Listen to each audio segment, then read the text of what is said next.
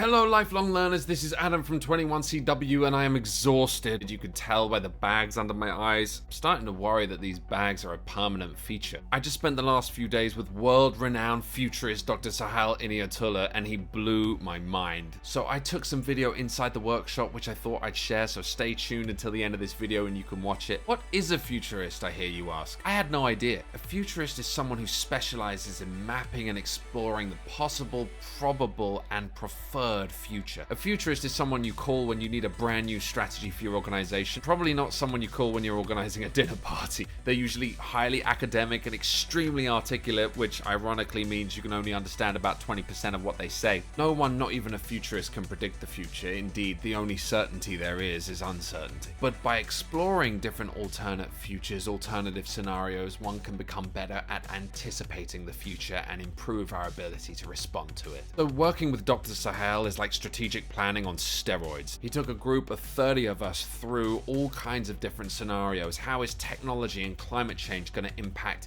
you as an individual and as a professional, your organization, your community, your nation, your region, the world in 2030, in 2050, in 12,000? Seriously, he went there. It's exhausting because your mind is not comfortable thinking about such uncertainty. We gravitate towards what's familiar. Just being around Sohail for that many days forced my mind to go places where it never had gone before. I could see through this really uncomfortable cognitive process that I was building resilience in myself. That by exploring so many different scenarios from so many different perspectives, I was somehow making the unfamiliar familiar, so that when the future happens, I'm better prepared.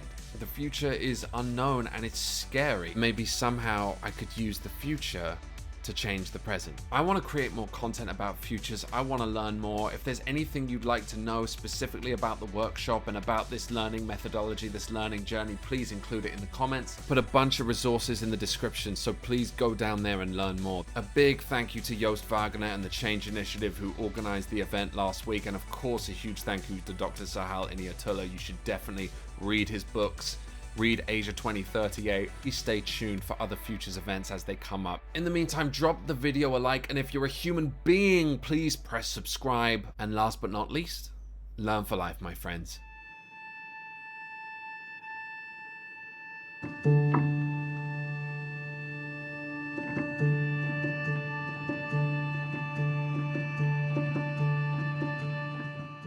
Do we take $100 billion and do food geoengineering? And you say, well, who first thought of that idea? Well, your gang did in 2019.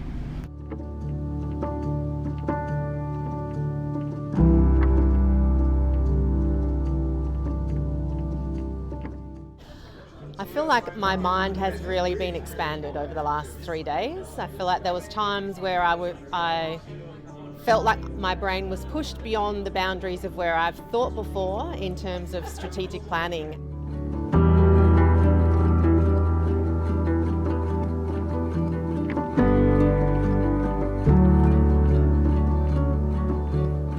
It's really overwhelming and mind-blowing. You learn a lot of skills, you learn a lot of models and methodologies that you might need to digest in 7 years. But I'm definitely would love to come again because it's really fun to interact with such great minds and great people together.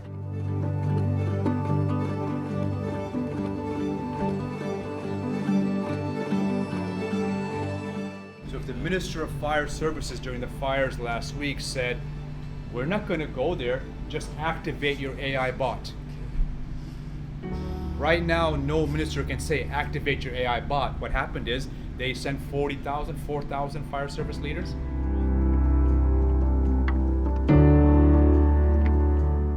We've called our key plan for the research center Uzbekistan Futures, because so much of the research is being done just on the present and also in the past.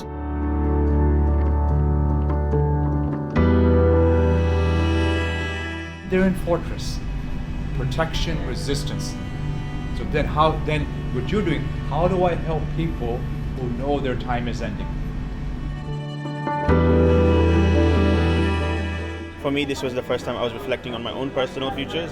So I think that brought up some good insights, because at the end of the day, even though we work with organizations, a lot about it is also the inner work that we do as well.